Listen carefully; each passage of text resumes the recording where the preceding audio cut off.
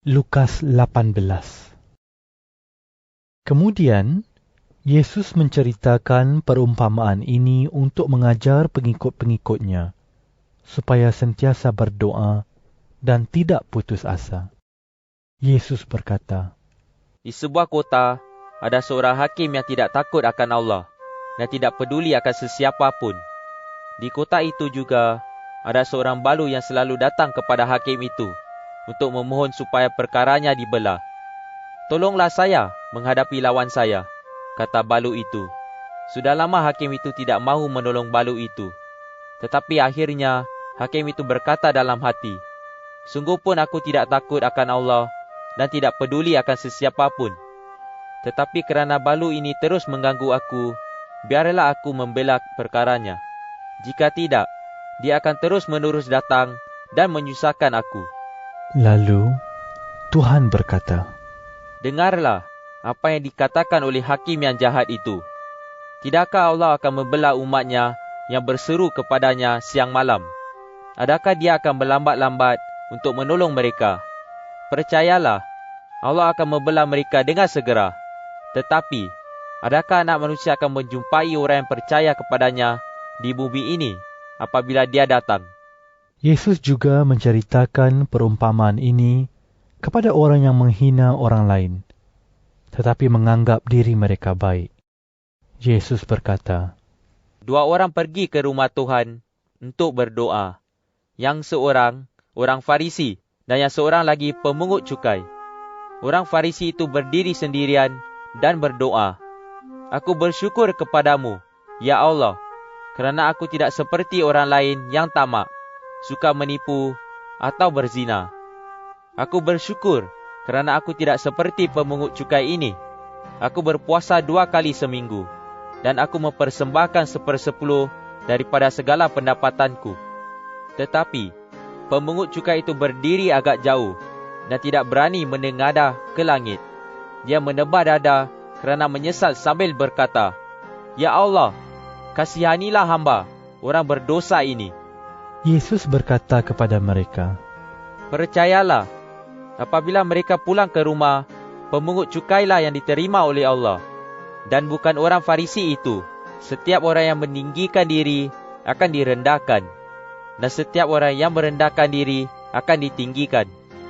Beberapa orang membawa anak-anak kecil kepada Yesus, supaya Yesus meletakkan tangannya pada anak-anak itu dan memberkati mereka.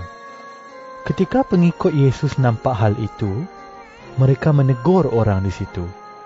Tetapi, Yesus memanggil anak-anak itu lalu berkata, "Biarlah anak-anak datang kepadaku.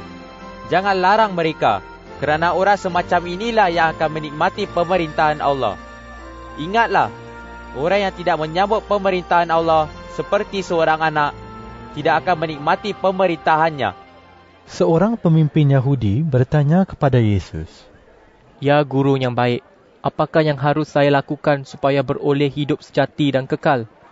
Yesus bertanya kepadanya, "Mengapa kamu mengatakan aku baik? Tiada seorang pun yang baik kecuali Allah. Kamu mengetahui hukum Allah. Jangan berzina, jangan membunuh, jangan mencuri, jangan berikan kesaksian palsu, dan hormatilah ibu bapamu." Orang itu menjawab, "Sejak muda saya menurut segala hukum itu." Apabila Yesus mendengar hal itu, dia berkata kepadanya, "Masih ada satu perkara yang harus kamu lakukan. Jualah segala hartamu, lalu dermakan wangnya kepada orang miskin. Maka kamu akan beroleh harta di syurga. Kemudian, ikutlah aku." Tetapi, apabila orang itu mendengar kata-kata Yesus, dia sedih kerana dia sangat kaya. Yesus melihat bahawa dia sedih. Oleh itu dia berkata, "Alangkah susahnya bagi seorang kaya menikmati pemerintahan Allah. Lebih mudah bagi seekor unta memasuki lubang jarum daripada seorang kaya menikmati pemerintahan Allah." Orang yang mendengar kata-kata Yesus bertanya, "Jika demikian, siapa yang dapat diselamatkan?" Yesus menjawab, "Apa yang mustahil bagi manusia, tidak mustahil bagi Allah." Lalu, Petrus berkata, Lihatlah, kami sudah meninggalkan rumah tangga untuk mengikut guru. Betul, kata Yesus. percayalah, sesiapa yang meninggalkan rumah, atau isteri, atau saudara, atau ibu bapa, atau anak-anak kerana mengabdikan diri kepada Allah, akan mendapat ganjaran yang berlipat ganda pada masa ini. Dan pada zaman yang akan datang, dia akan menerima hidup sejati dan kekal. Yesus memanggil 12 orang pengikutnya. Lalu berkata kepada mereka, Dengarlah, kita sekarang menuju ke Yerusalem. Di sana segala yang ditulis oleh nabi-nabi tentang anak manusia akan berlaku. Dia akan diserahkan kepada orang bukan Yahudi, lalu mereka akan mempermainkan, menghina dan meludahi dia. Mereka akan menyesal dan membunuh dia. Tetapi pada hari ketiga, dia akan bangkit semula. semuanya itu tidak difahami sedikit pun oleh pengikut Yesus. Makna ucapan itu dirahsiakan daripada mereka. Mereka tidak mengetahui apa yang dimaksudkan oleh Yesus. Yesus sampai tiba di Yeriko. Di situ, ada seorang buta yang sedang duduk di pinggir jalan meminta sedekah. Apabila orang buta itu mendengar orang ramai lalu di situ, dia bertanya, Apa sedang berlaku? Mereka memberitahu dia. Yesus, orang Nazaret itu lalu. Segera dia berseru. Yesus, anak Daud, kasihanilah saya. Semua orang yang di hadapan memarahi dia dan menyuruh dia diam. Tetapi dia berseru lebih kuat lagi. Anak Daud, kasihanilah saya. Yesus berhenti dan menyuruh orang membawa orang buta itu kepadanya. Apabila dia tiba, Yesus bertanya kepadanya, Apakah yang kamu mahu aku lakukan untukmu? Orang buta itu menjawab, Tuan, saya ingin melihat semula.